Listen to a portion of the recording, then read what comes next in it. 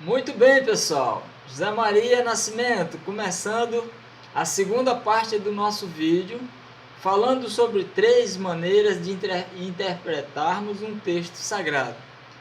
Falamos no vídeo anterior sobre a analogia do texto sagrado, mostrando aí pesquisas geográficas, cultura do povo, história daquelas pessoas, a parte analógica.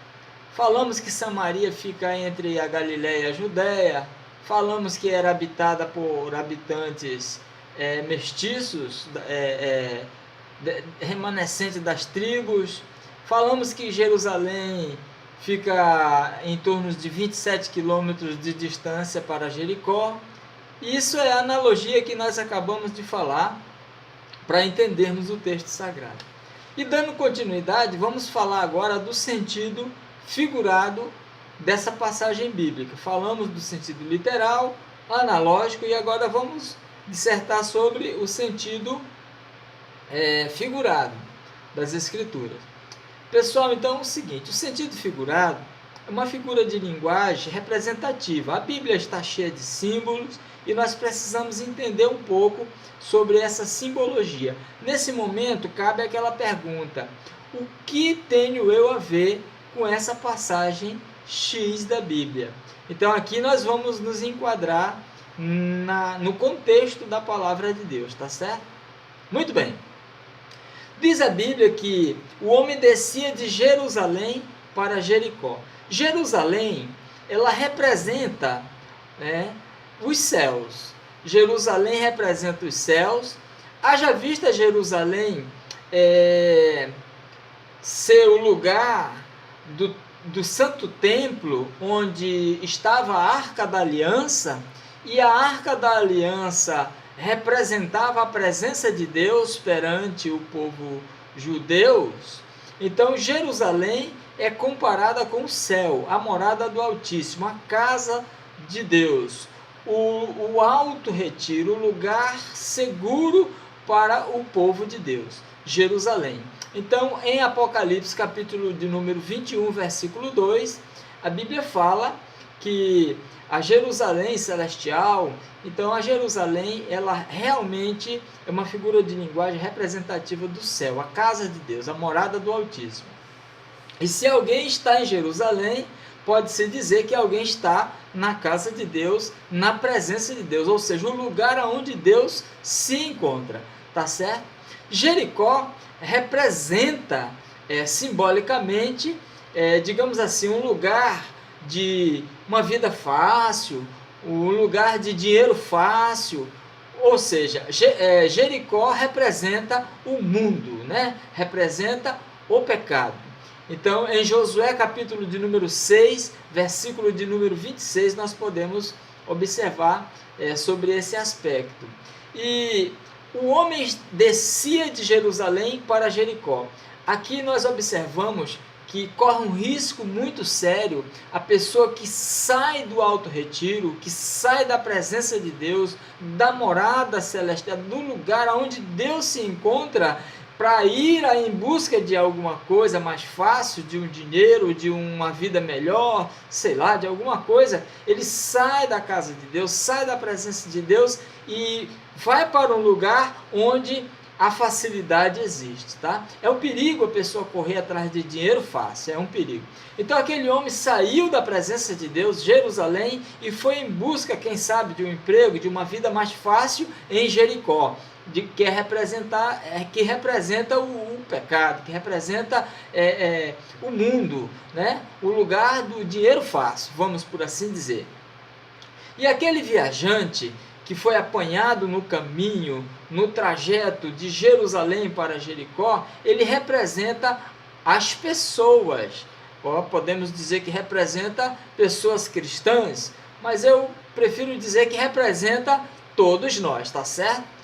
Qualquer pessoa que sai da presença de Deus em busca de uma vida mais fácil é representado por aquele viajante que nessa trajetória, que nesse caminho foi abordado pelo inimigo e espancado e ficou semi-morto. Agora veja bem, Esse semi-morto representa exatamente as pessoas que deixam definitivamente de estar na casa de Deus, na presença de Deus, que deixam o compromisso com Deus e vai em busca de uma vida de glamour, uma vida de luxo, uma vida de facilidade, tá, pessoal? Não existe muita facilidade, não. E os assaltantes, representando aqui o mundo de erro, o mundo de pecado, segundo a Bíblia, no Evangelho de João, capítulo 10, versículo 10, que o inimigo não vem senão para matar, roubar e destruir. Pegaram aquele moço e o deixaram semi-morto. Então tem muita gente que saiu da presença de Deus, da casa de Deus, do lugar onde estavam seguros e estão aí semi-morto no mundo, tá certo?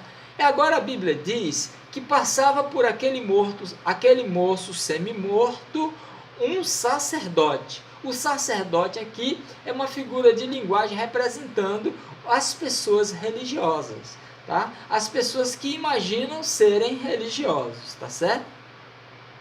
E, digamos assim, atravessou para o lado oposto da rua e ignorou que aquele moço estava precisando de ajuda.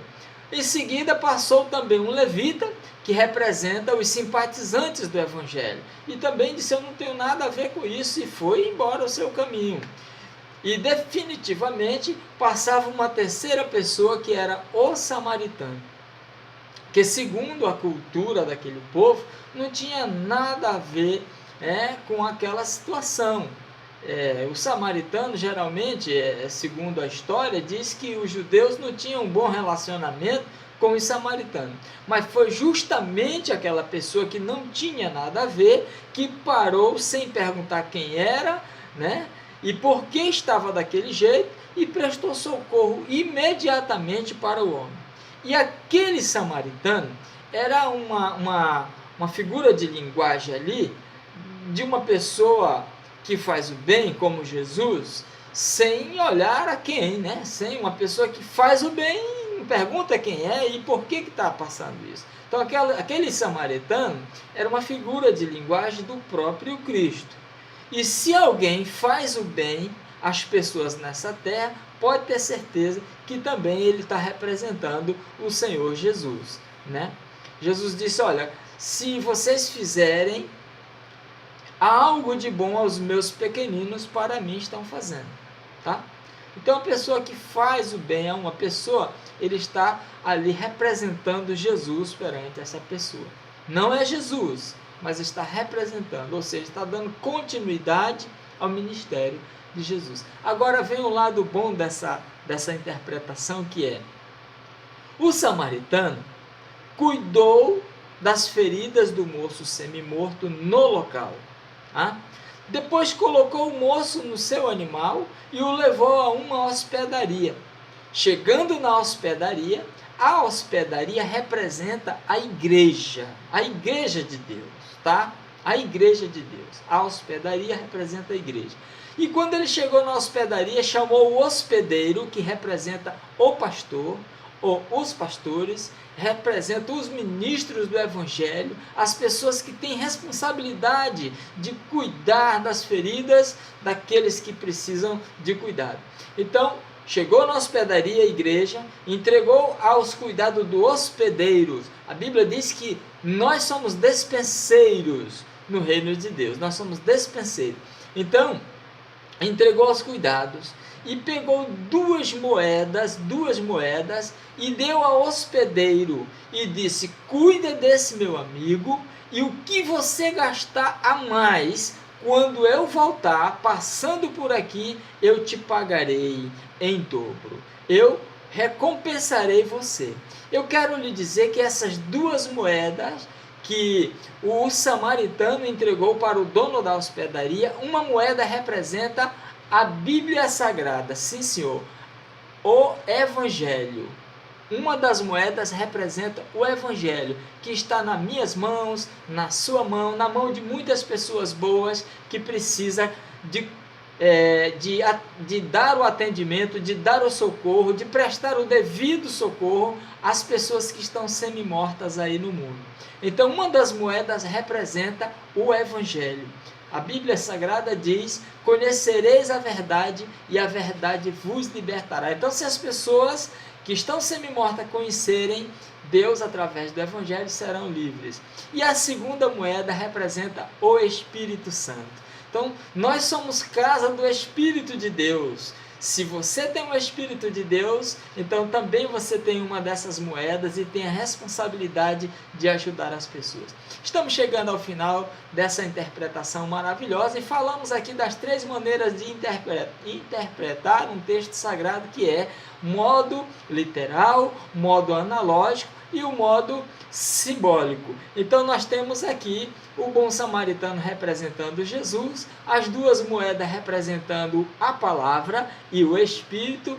Temos aqui a hospedaria representando aqui a igreja, o hospedeiro, dono da instalação lá da hospedaria, representando os pastores, e aqui estamos encerrando. Olha, veja bem, orem por mim, para que eu possa continuar ministrando palavras como essa. Se você gostou dessa palavra, deixe o seu comentário, deixe a sua opinião para que eu possa estar melhorando, tá certo? E inscreva-se no canal aí para que você possa receber novas dicas, tá? O YouTube possa mostrar, notificar você de que nós temos aí novas postagens, tá certo? Fica com Deus, um beijo no seu coração e até a próxima, se Deus quiser.